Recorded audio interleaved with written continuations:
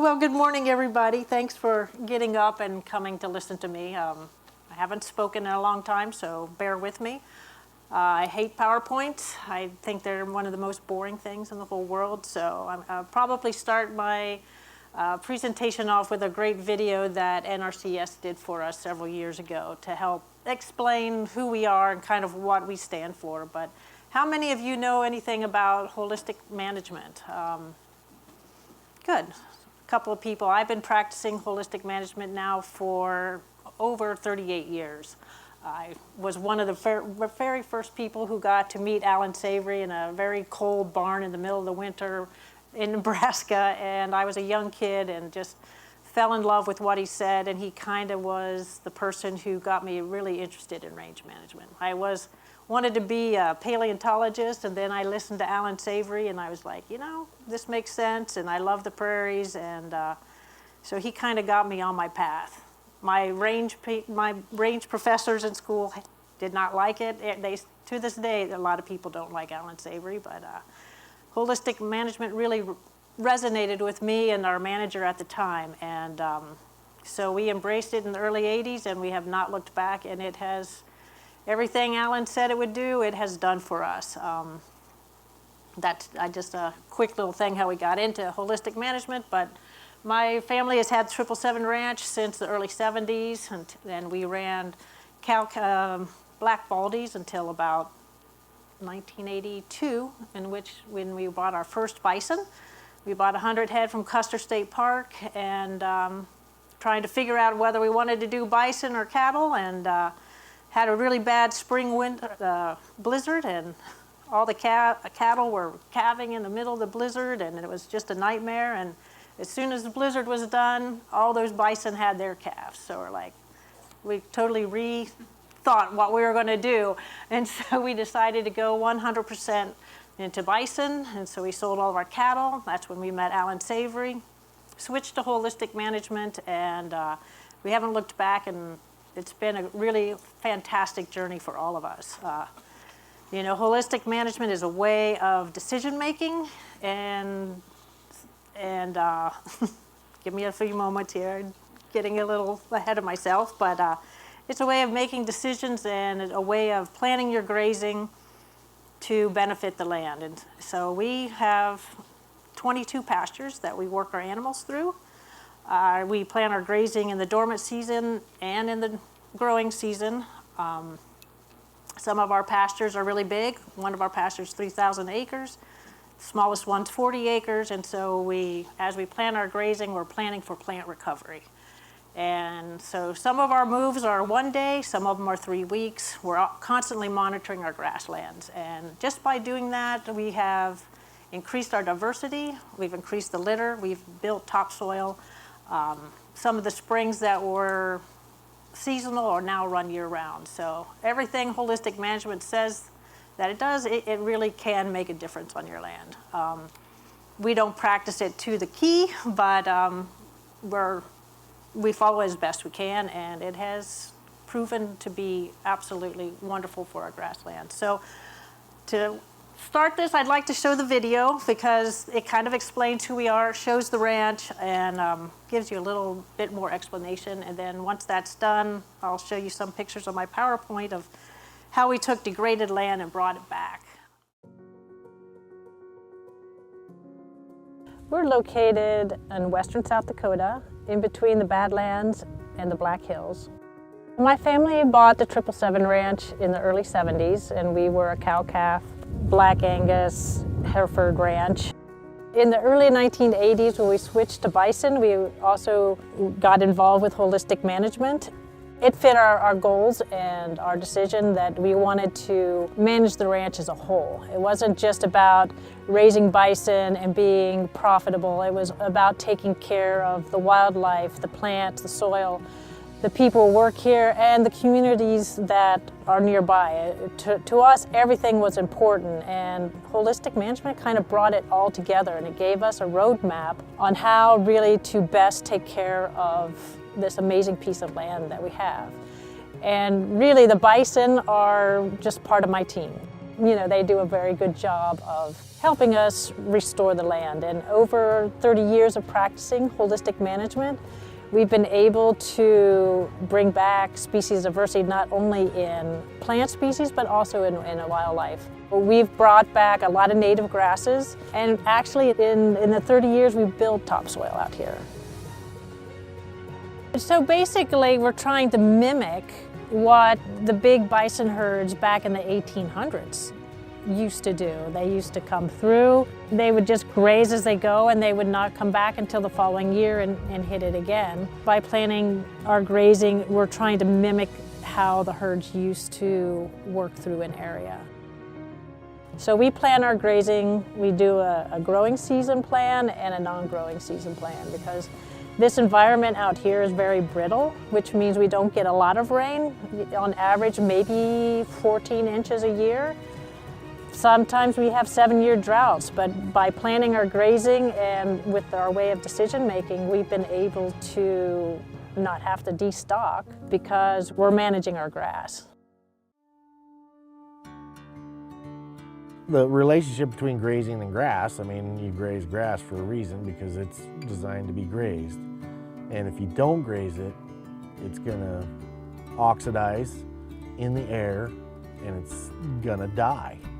That plant neither needs to be converted by an animal into manure, or it needs to be stepped on by an animal and be touching the ground, for those microbes can decompose it and compost it and make more nutrients in the soil to grow more grass.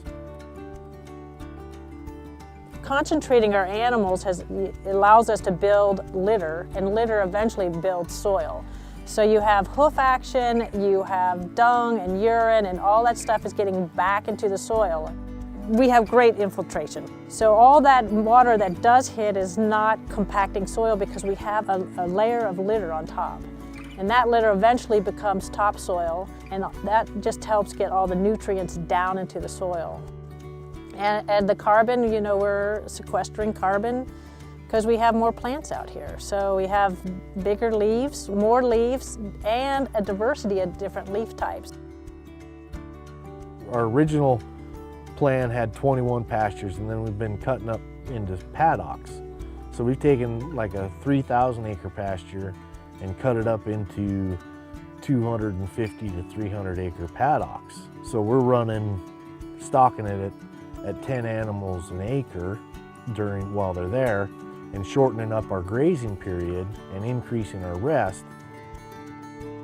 The bloom that you're getting, the recovery, the growth that we're seeing in those paddocks is just amazing compared to having them out there, because you'd beat up one side of your pasture and the other side was underutilized. Now you're utilizing it more uniform, and you're getting more pounds of grazing per acre out of that pasture than you did before, which goes back to production per acre, which is dollars per acre.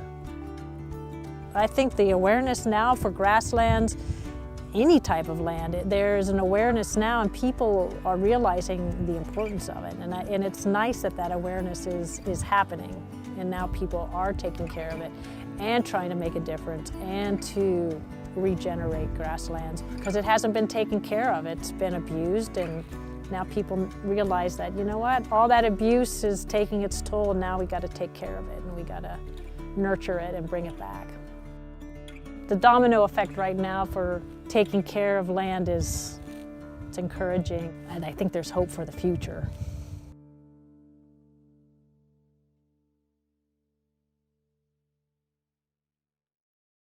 One second here, there we go.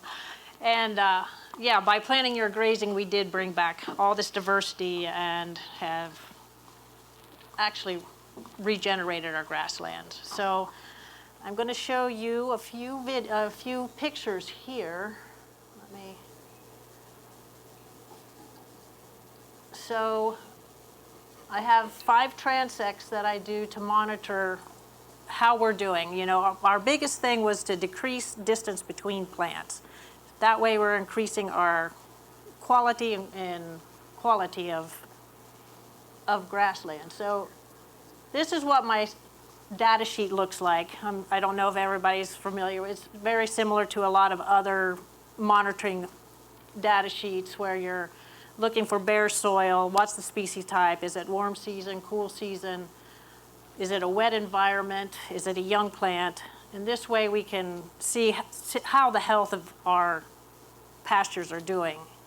This pasture was one of our worst pastures. It was a prairie dog town. As we all know, they're very destructive. However, bison and prairie dogs have evolved together, and so we never wanted to totally eradicate them, but as we know, they tend to get too numerous, and you do need to control them like anything else. So we do have a program with the government where we will, poison them, but we never wanted to eradicate them. So this was my very first data sheet in this pasture, and are y'all familiar with warm season and cool season plants? So C4 plants are your warm season, and C3 plants are your cool season.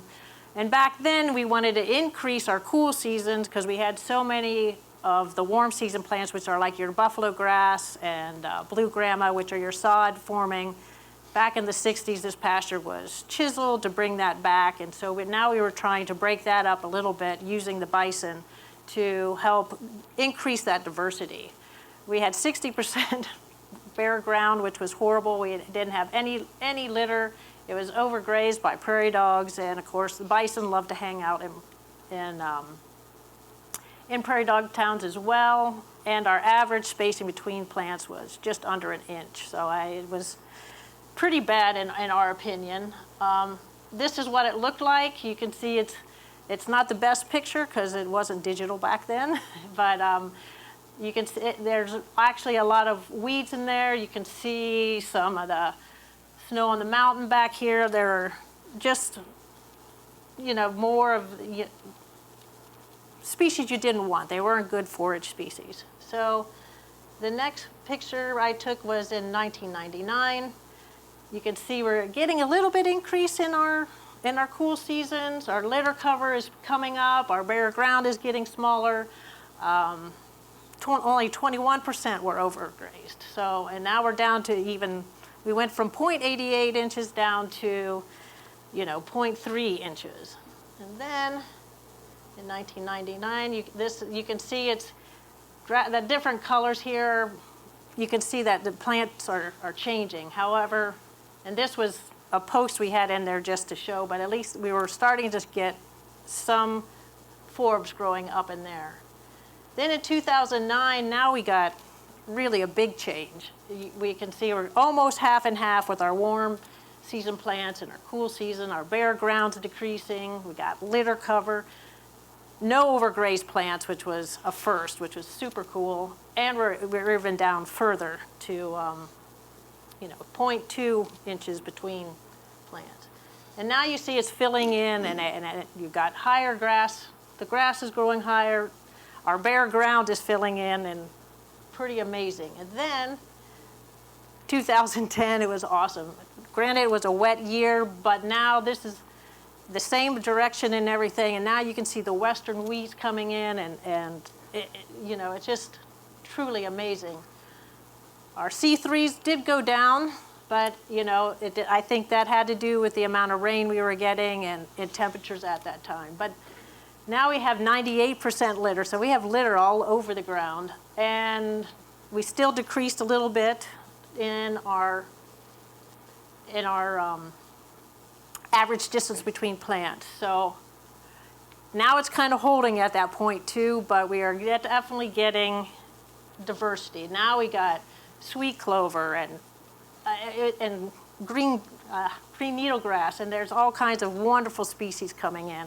But I just wanted to show you how that transition from the early 90s to the late 2000s, what happens when you plan for your plant recovery and you're planning your grazing. And that is the heart of holistic management on the land. There's holistic management encompasses a lot more than that, but if you plan your grazing, you can build soil and you can regenerate grasslands. And that was a big thing I wanted to show in here since it is a soil conference, but pretty cool stuff. And with this increase in diversity, we have bird species that haven't been there in years. You know, there's Dick Sissel birds that have not been there in over 30 years. Now we have Audubon coming out every year because they love to be able to see these highly specialized birds on our land. Wildlife has increased because you got the diversity. Now you have a candy store and they can pick and choose what they want. Bison are healthy, you know, our conception rate's up there around 98%, and calving rate is probably about 91%. So by giving them the nutrition they need, because we regenerated grassland. So that's kind of what we have done. I wanted to kind of focus on that soil part with, you know, what happens when you plan your grazing and let your plants recover in between. But I want to know what you want to hear about, so I'm opening this up for questions because I'd rather give you the information you'd like to receive. So please ask questions. I don't know how much, we still have plenty of time, so anyway, but I'd love to answer questions of anything you have on holistic management or bison or grasslands.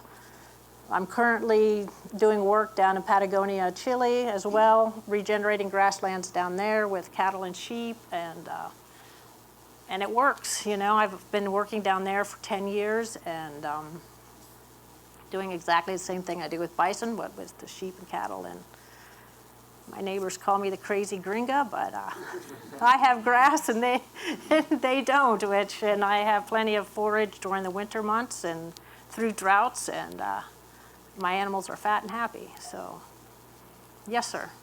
Just curious, like on in a situation like that, like what kind of animal densities and what kind of rest periods and stuff do you use to? So our rest period is between 60 and 120 days. You know, it depends when you're going through drought and all that. So we plan a range of recovery periods, and then we usually have 2 rotations through every pasture. Currently, we can, you know, I think NRCS says Western South Dakota is, you know, 25 acres per animal. We have it down to 18. You know, and bison are very good at utilizing everything.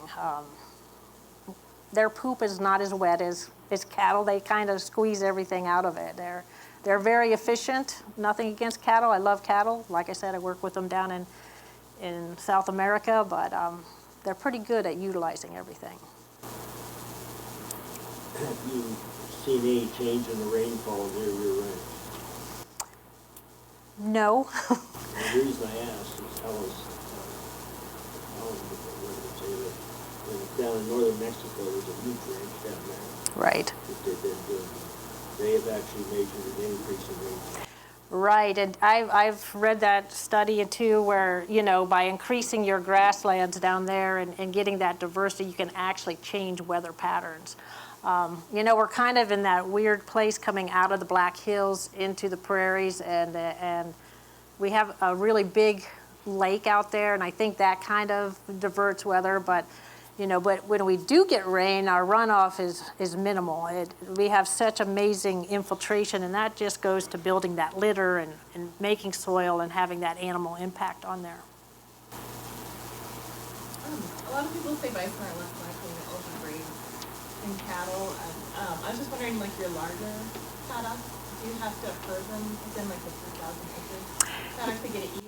Or? We do. You know, we kind of use a little bit of shepherding as you want. You know, we'll push them into areas where there's plenty of forage left, and for some reason, you know, they don't like that, whether it's closer to the corrals or, you know, whatever it is. And so we'll push them there in the morning and kind of sit on them so we can get that more even utilization. But we do have places where it still is underutilized and plants are oxidizing. But when we find those areas, we try to put our mineral there, and that kind of brings them in, and that helps get that impact in there and break that oxidation on those plants up.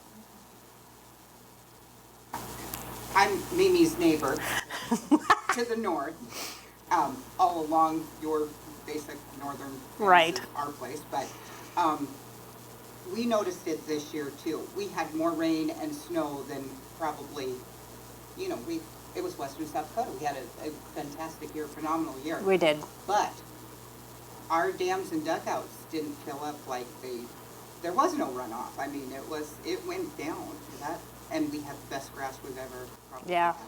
We did too, and there's one, I don't think it's your property, but we have that one dam there's where the fence line goes right in between it, and it's like, no fence, but we have plants coming up on our side, and on the opposite side, it's just a stock dam. So, I mean, there's something good, there are, the mineral cycles is functioning, so. But yeah, I mean, nothing's better than seeing, when you have good infiltration, you're not gonna lose all your litter and topsoil to runoff. So it's, when you got good infiltration, that's a lot to be said, so. Yes, sir. Yeah, Mimi, since you guys have had bison on the place since 1982, we've had some terrible droughts, 1988 and Right. and also 2012.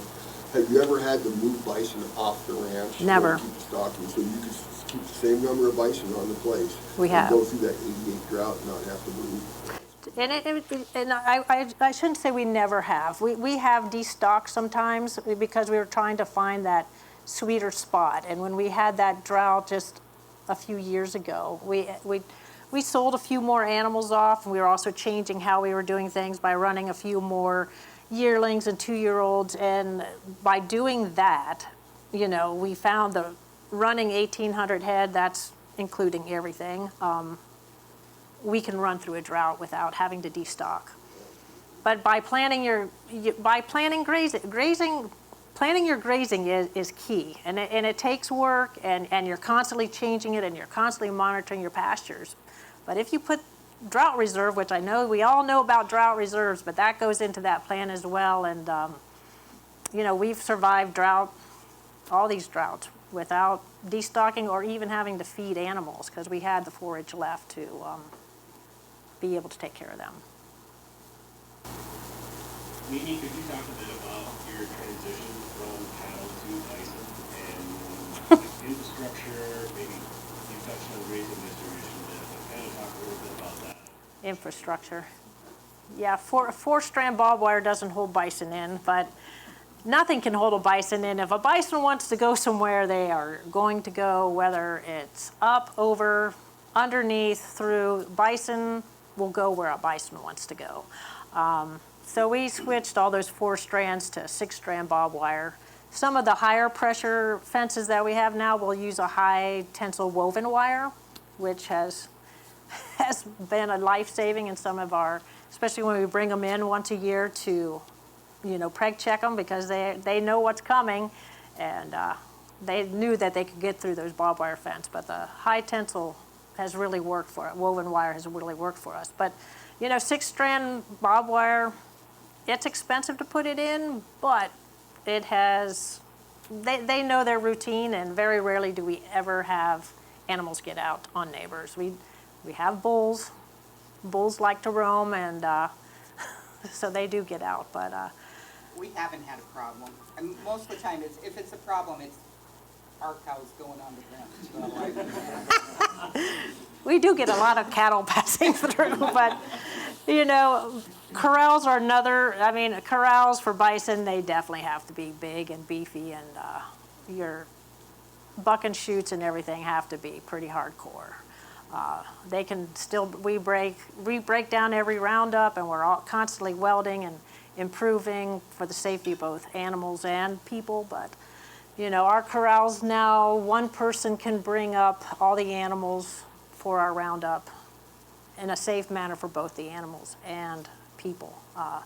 But it does take money to build those kind of infrastructure. I mean, it's guardrail or oil stem pipe, and but bison are great. I love cattle, and I love playing with them, but it's like playing with dogs when I'm around cattle anymore. But yeah, infrastructure will cost you some money for bison, but I can't say enough good things about them. I do love working with them, and they're smart, and they know how we move them. That's another thing. They know our grazing plans, and they know which gates we like to take them through, and they know the rotation. So, Do you think there's a chance that virtual fencing will work for bison? I think, there's some bison producers using that, or at least experimenting with it. I think if you would start with young calves, when young calves, you can train them to do anything. But I wouldn't take a 15-year-old cow and try to do it. So. Any more questions? We got a few more minutes. Yes, ma'am. Listen to Mr. Glenn Alexander yesterday. Yes? Augustine Ranch, does his regenerative system, is that kind of what you do? I'm not sure what kind he uses. We've been practicing holistic management for 38 years. I'm not sure but I'm sure it's based on that maybe. I mean, there's so many different types of management styles that are promoting regenerative agriculture, and HM worked for us, and we drank the Kool-Aid, we believe in it, and it worked for us, but there's so many other ranchers and farmers doing amazing things using more traditional methods that, it's just being out on the land and monitoring your grasslands. Well, his is with cattle, but I think he constantly moves them. Yep. Well, where I work in South America with the cattle, we move them every day. So we use a portable electric fence, and we'll move them every single day through all the different pastures. So there's so many different types of grazing systems, whether it's mob grazing, if it's rotational grazing, if it's seasonal grazing. There's so many different ways, and they all work. You just have to be out on the land and monitoring. I don't believe one system is better than the other, but holistic management resonated with us because it encompassed everything. It was land, people, animals, communities, and really focused on, bringing back diversity, which resonated with me. Yes, sir. Have you tried the whole polywire thing with your bison? Is that even? We sacrificed 2 pastures, and we broke them up into really small pastures, like 200-acre paddocks. Didn't work for us. Unless that wire hits them on the nose, they don't feel it, and they're like, we're going to just walk on through it. So with cattle, it works like a charm. The animals I work with in South America, it is so easy. Training them too, and that we did. it's difficult. But the problem was, we had so many older cows still. If you bought all young, calves or yearling bison and trained them to that, I think you would have success. I have friends that have bison with single strand poly, and it works fine for them. For us, it didn't work. So. Well, let's thank Mimi for everything. Thank you for the great questions. Thank you very much.